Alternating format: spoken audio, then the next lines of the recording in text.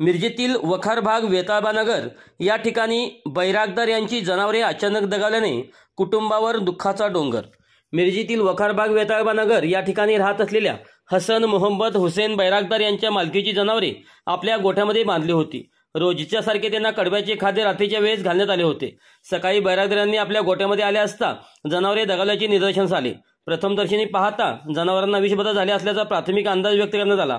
जनावरे दगावल्याने या कुटुंबावर दुःखाचा डोंगर कोसळला आहे। यामध्ये एक बैल, 3 शेळी आणि 1 बोकड असे एकूण जनावरे दगावले आहेत।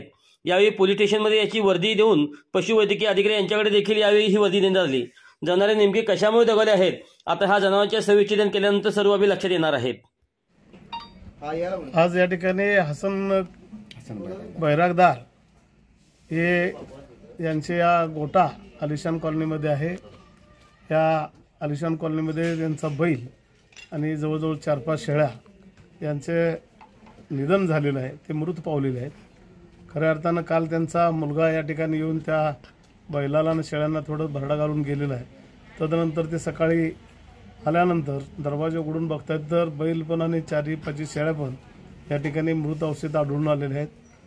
पोलीस स्टेशनला याबाबतची वर्दी त्यांच्या घरच्यांनी दिलेली आहे। त्याचबरोबर पशुवैद्यकीय अधिकाऱ्यांना सुद्धा या ठिकाणी कळवलेलं आहे।